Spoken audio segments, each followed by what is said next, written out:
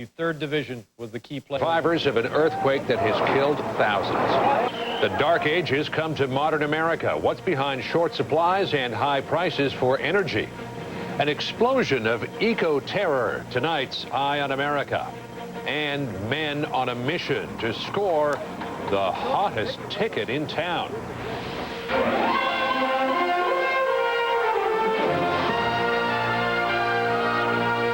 This is the CBS Evening News with Dan Rather. Good evening. Dan is off tonight. I'm John Roberts. It took just 2 minutes for a day of national celebration in India to become a day of national calamity. Thousands are dead or missing after a violent earthquake, magnitude 7.9, brought down hundreds of buildings. It was centered near Puj, 200 miles from two major cities, Ahmedabad, India, and Karachi, Pakistan. Officially tonight, more than 2,000 are dead, with thousands more unaccounted for. CBS News correspondent Richard Roth begins our coverage. With some heavy machines, but mostly with bare hands tonight, Western India is in a desperate struggle to dig out survivors from what's been the worst earthquake on the subcontinent in 50 years. At the epicenter, a town called Bhuj, where 9 of every 10 buildings have been damaged or destroyed. Officials say as many as 1,000 people are dead and hundreds more are injured. The quake collapsed buildings in Ahmedabad, India's textile center, including a school with 30 children inside. It was so powerful it shook the ground from the capital in Delhi to the mountains of Nepal, 1,000 miles away. The Prime Minister put the country on a war footing, calling out the army to help aid the victims. And while authorities pleaded for calm, they warned of panic. With power and communications cut and no shelter for so many, a fire chief said there's a psychosis of fear spreading. This was Republic Day, a holiday to celebrate the birth of India's constitution. In a matter of minutes, it had become a day of death. The government calls it a national calamity, but says it's trying to measure the need before asking for international aid. Richard Roth, CBS News, London. A short time ago, I spoke with an Indian television correspondent who reached the stricken region just hours after the earthquake hit. I asked Vishnu Som to describe what he saw at the quake's epicenter. Most buildings in the town of Bhuj have been completely destroyed. People are out on the streets. There are no electricity connections. Telephone lines are down. At the moment, there is a team of 3 doctors, actually 2 doctors and 1 assistant, who've been carrying out operations in the open, in open tents throughout the day. And a lot of the people have injuries as a result of broken bones. How have the relief efforts been so far, and what is the most urgent need at this point? Well, the relief measures have come in. It's basic medical aid that really is the need of the hour. And what is the impact on people there in Ahmedabad and Bhuj? It's shattering. One noticed a sense of helplessness, and easy calm among the people who are sort of camping outside their homes and not knowing what to do next. So it is a scene of complete devastation. Vishnu Som from Star TV in India. Thank you for joining us. Now, about the man-made power shortage deregulation debacle in this country. Electricity-hungry residents of California couldn't even catch a break today from the weather. It's just one more piece of the power crisis that has the state scrambling for new sources of energy and, as John Blackstone reports, for more ways to save power. California's latest power failures came the old-fashioned way, with a storm knocking down lines and cutting electricity to 40,000 customers. Cool weather brought an unusual snowfall to the San Francisco area and helped drive up electricity use. Shutting down. Electricity shortages forced the city of Huntington Beach to turn off the lights and lock the doors at City Hall today. At San Francisco City Hall, outdoor lighting has been cut by 80%, and inside, many of the halls are darkened. We're contributing to part of the solution, and we're not part of the problem. Across California, skylines no longer glitter so brightly. Energy conservation has helped the state avoid widespread blackouts this week. We compared last Wednesday to the previous Wednesday, and Californians have reduced their demand by about 14 or 15%.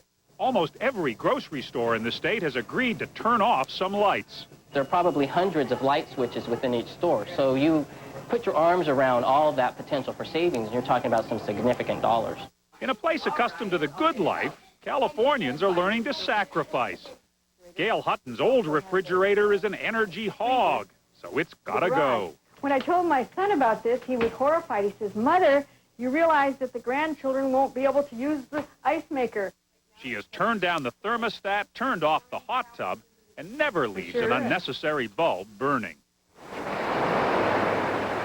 Somewhere back there is the Golden Gate Bridge. Usually during the early evening, its famous towers would be bathed in the glow of huge floodlights. But during a crisis, even an icon has to do its part, at least up to a point. The bridge electrician used to turn on the lights at 5. Now he waits until 8 to throw the switch, saving 3 hours worth of energy. California may be in crisis, but it still has an image to project. John Blackstone, CBS News, San Francisco.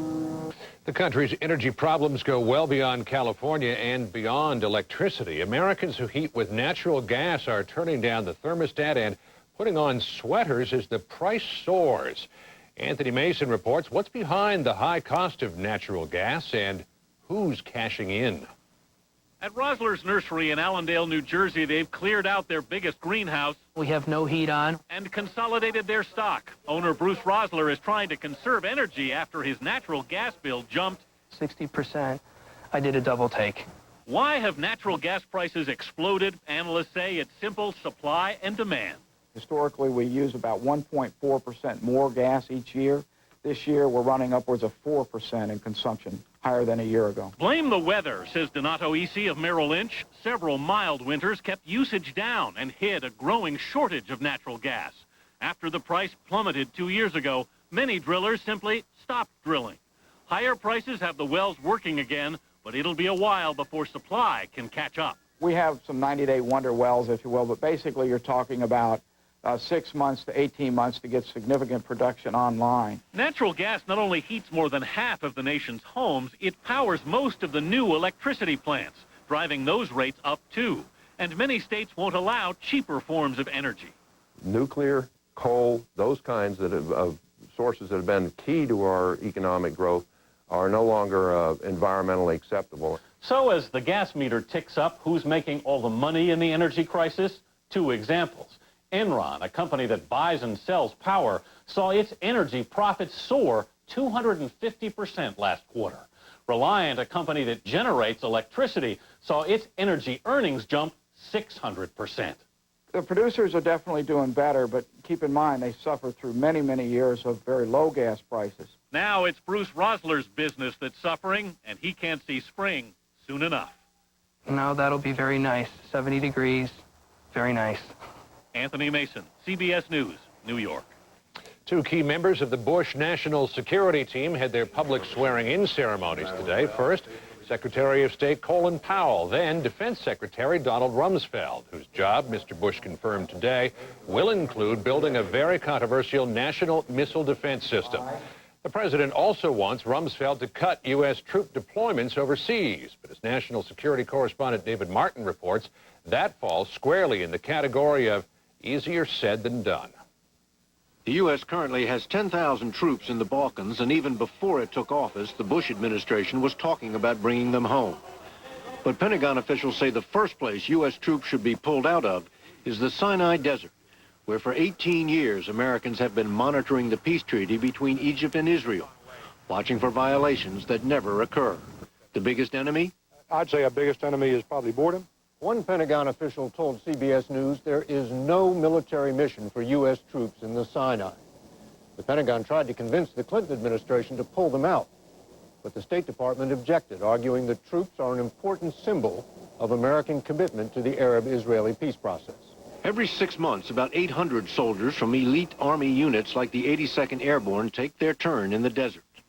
We decided very early on that we were going to provide our first-rate forces, top-of-the-line, combat-ready U.S. military forces to perform this mission. But with spy planes and satellites keeping watch over the Sinai, those crack troops have very little to do but kill time. We pull 2 hours of guard up here. I'll try to work out as much as I can. We play volleyball probably 2 to 3 hours a day. The Sinai mission costs the Army $50 million a year, but the real cost is combat readiness. By the time the troops come home, they are no longer ready for war. And a battalion getting ready to go to the Sinai has to suspend its normal combat training. But before the Pentagon can bring the boys home, it will have to convince one of its own, the new Secretary of State, retired General Colin Powell. David Martin, CBS News, the Pentagon. Republican Senate leaders agreed today to take up John McCain's controversial campaign finance reform bill in March, clearing the decks for President Bush to roll out the first pieces of his legislative agenda. Fences mended in his own party, Mr. Bush today finished off a week of efforts to forge a new spirit of bipartisan cooperation in Washington. Some people take a look at the election and say, well, gosh, the country is too divided, nothing will happen. Our mission is to prove them wrong. It is a critical mission President Bush attacked aggressively in his first week, meeting face-to-face with no fewer than 90 members of Congress. Compare that to 14 in Bill Clinton's first week and just 7 for Bush Sr. Bob Strauss was among the first Democrats to visit the new Bush White House. I think the country is starved for some bipartisanship. The country is sick and tired of this excessive partisanship. Skeptical Democrats seem so far impressed, struck, they say, by Mr. Bush's decisive nature. On issues like education, old foes. That the Texas system is more education mirage than education miracle. Have become new allies. The overwhelming areas of agreement and support are very, very powerful. The Bush White House packaged in its first week an image of the president as a uniter. But Mr. Bush's message has often been at odds with the mission. The Ashcroft nomination, new restrictions on abortion counseling, plans for school vouchers, an in-your-face attitude that has Democrats reluctant to let down their guard. We are, in a sense, the only thing standing between what Republicans propose and what becomes law. There are a great many questions still outstanding about George W. Bush. No question about that. But he's off to a good start. Mr. Bush will test the spirit of bipartisanship again next week when he unveils his plans to provide federal funding for religious charities, a proposal that has already raised concerns about the separation of church and state. Coming up next on the CBS Evening News, is it arson or terrorism? Homeowners across the country are victims in a new crime wave. And later, 72,000 seats at the Super Bowl, but can real fans get in?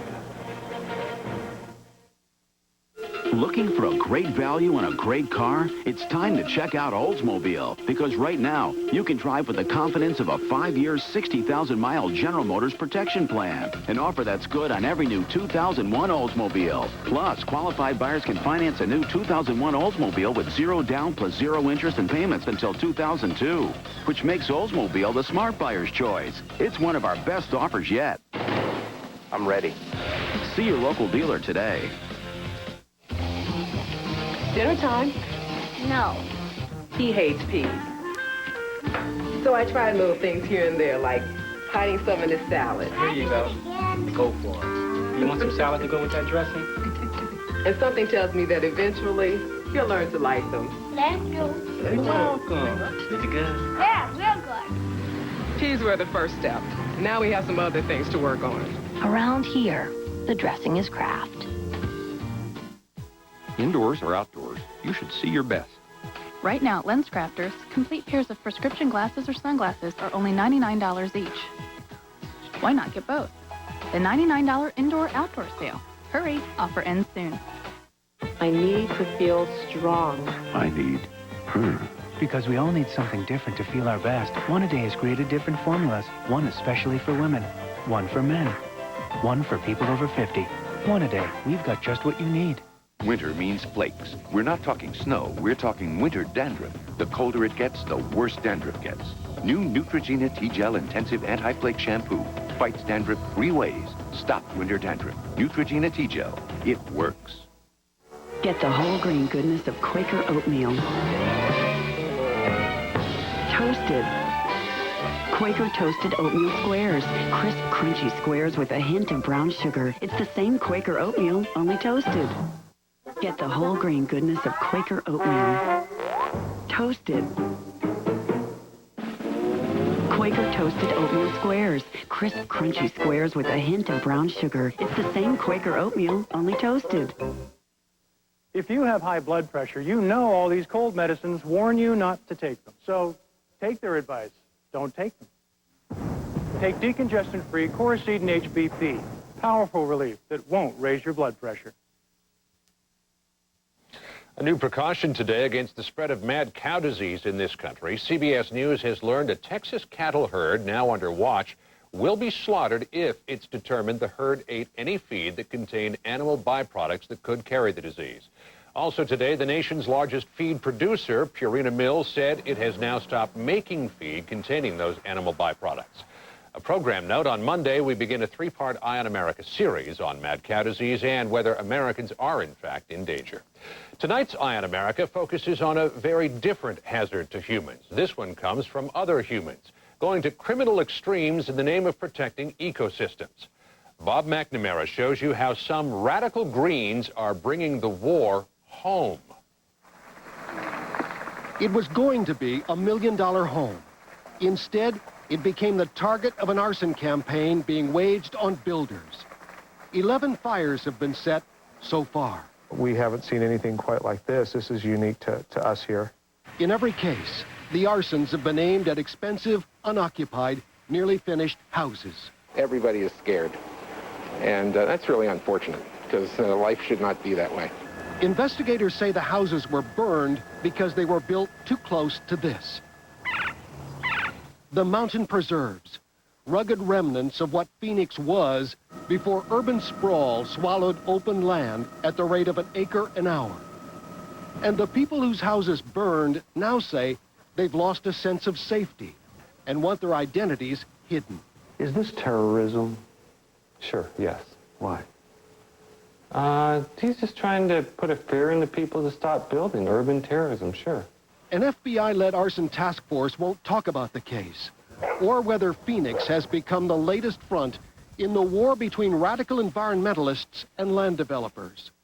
In cryptic messages, a self-proclaimed Phoenix arsonist says he is not part of, but is sympathetic to the Earth Liberation Front for its campaign of arson and economic sabotage against targets including timber companies in the Northwest, Colorado's Vail Ski Resort, and housing developments in New York. A $70,000 reward has been offered to bring the Phoenix arsonist in. But if this really is arson in the name of the environment, then the arsonist is not without sympathizers here. I support the aim, but not the technique. University instructor Randall Amster says the desert spaces where people can run and hike are fewer than ever, and he knows the frustration. Burning down houses over and over again is not going to solve the problem, but it may spark a discussion that could lead to some kind of workable solution. The fires here have all been set during darkness. So now with each desert sunset comes a question. Could it happen again? Tonight. In Phoenix, Bob McNamara for Eye on America. It happened near Joliet, Illinois this morning on snowy Interstate Highway 55. 10 people were killed in a Salvation Army van that veered across the highway median straight into the path of a tractor trailer. The van was taking family members to visit inmates in central Illinois prisons. Ahead on the CBS Evening News, Super Bowl tickets, paying sky-high prices and getting sky-high seats.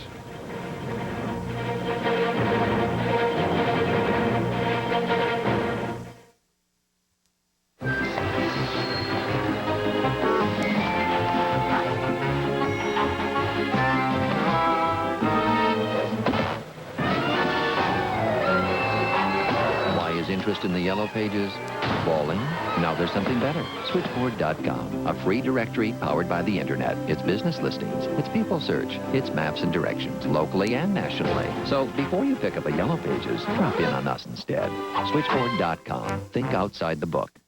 Rumble and Browns, spread the joy around. You're one of a kind, no other will do. Yogurt's goodness dancing through you. Cream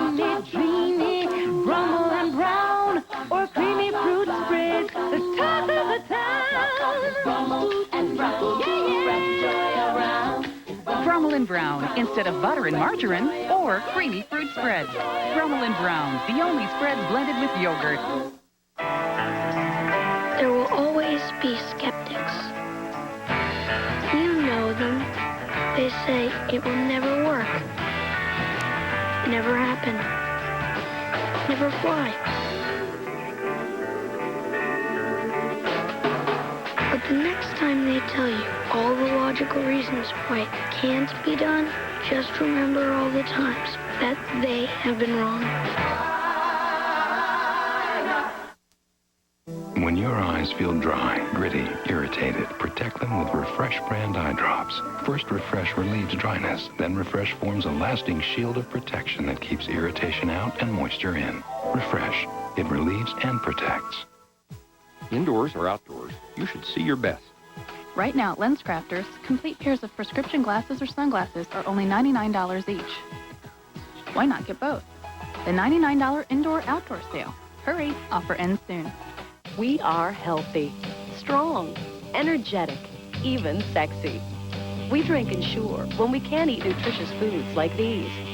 Ensure has vitamins and minerals like in vegetables, calcium like in milk, and protein like in fish. From Ensure High Calcium to Ensure High Protein to Ensure Plus, it's a source of complete balanced nutrition, so we can get the most out of life. Ensure, drink to your health. And now Ensure is richer, creamier, and tastes better than ever in delicious new tastes. From burgers to brisket, sirloin to strip steaks, Americans love beef, especially on Super Bowl weekend. But how safe is U.S. beef?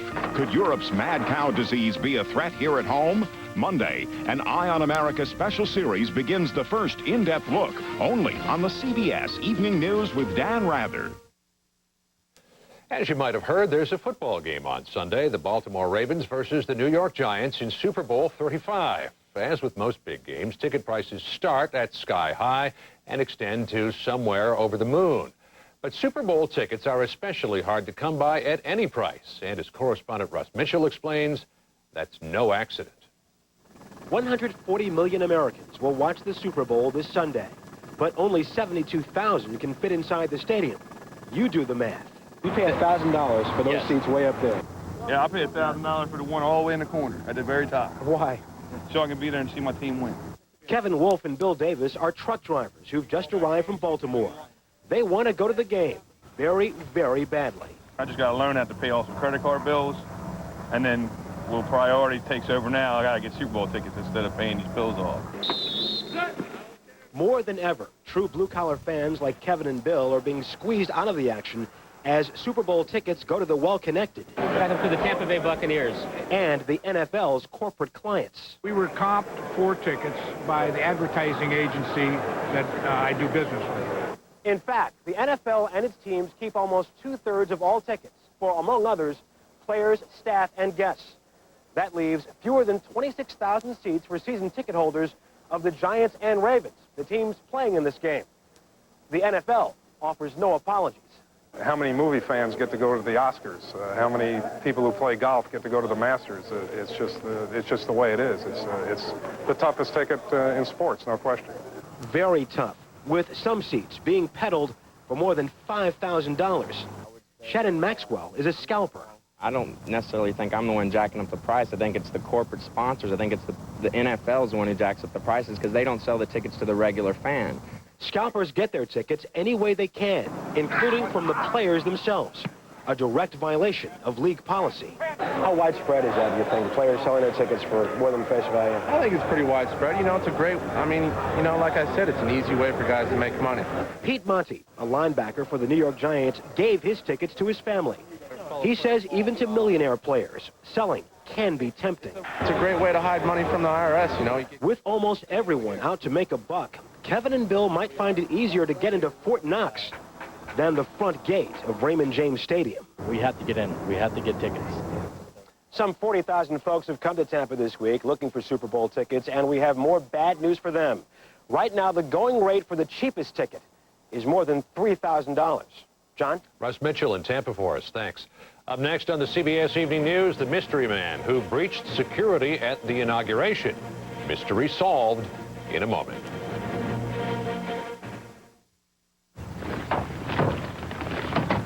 Are you picking up Stephanie? Sure. I'll go get her.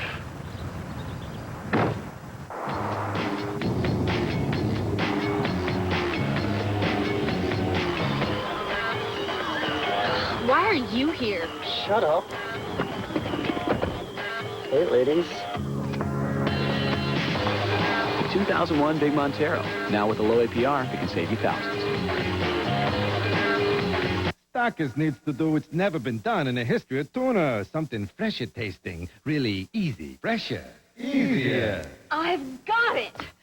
Fresher tasting Star-Kissed tuna in a new easy-to-use pouch. Introducing the new Star-Kissed Flavor Fresh Pouch. It's better because it's more convenient. Just tear and use. No draining, no hassle. And it's vacuum sealed so it tastes better, fresher. The new Star-Kissed Flavor Fresh Pouch. Our best ever. If today's stock markets have you looking for the stability of a money fund, choose the one ranked #1, the Strong Investors Money Fund. Call 1-888-4STRONG. You're one call away from a strong portfolio. Heartburn, Harry. No. Guess it's time to break out the Tums. I thought I'd try this new stuff, Pepsid Complete. Well, what was it before? Incomplete. Who knows? But they added an antacid, so they call it Complete. Well, if you need an antacid, Harry, you want the Tums. That's because dose for dose, Tums Ultra neutralizes twice as much acid as Pepsid Complete's antacid. Yet the Pepsid costs almost 4 times as much as the Tums. So, Harry, did the Tums do it? Completely. Tums. Last flu season, doctors turned to new prescription medicines to help fight the flu. And the one they turned to most was Tamiflu, the #1 doctor-prescribed flu treatment. Tamiflu goes right to the very cause of the flu, attacking the flu virus itself. Don't delay. As soon as your symptoms start, coughing, fever, chills, and body aches, visit your doctor. Hello, I need to see the doctor. And ask if Tamiflu is right for you, so you can start feeling better, faster. 1 out of 10 may experience mild to moderate nausea or vomiting. Fewer may experience bronchitis, sleeplessness, or dizziness. When it's flu, doctors write Tamiflu more than any other prescription. Now should be the pinnacle of the ski season, but Old Man Winter isn't cooperating. Coin 6 News shows you why folks on the mountain are left feeling powderless tonight at 6. We end tonight with the solution to a whodunit, or more to the point, who was it? Who was the mystery man who breached security at the presidential inauguration for the second time in 4 years? There he is with President Bush shaking his hand and giving him a coin and a note. The Associated Press said today that he is Richard Weaver, a self-proclaimed Christian minister from California who believes that God makes him invisible to security. Weaver said his note to Mr. Bush said, "Keep Christ first, and he will grant you another miracle victory in 4 years." The White House insists that the president was never in any danger. And that's the CBS Evening News for this Friday evening. Dan Rather will be back again on Monday. I'm John Roberts, CBS News in New York. Thanks for joining us. Have a great weekend and enjoy the Super Bowl. For news 24 hours a day, CBS.com on the internet and on our interactive partner, America Online, at keyword CBS News.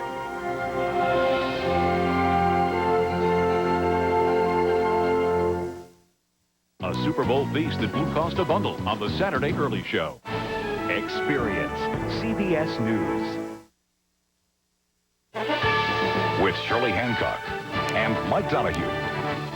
This is Coin 6 News at 6. A mother almost loses her newborn baby at a local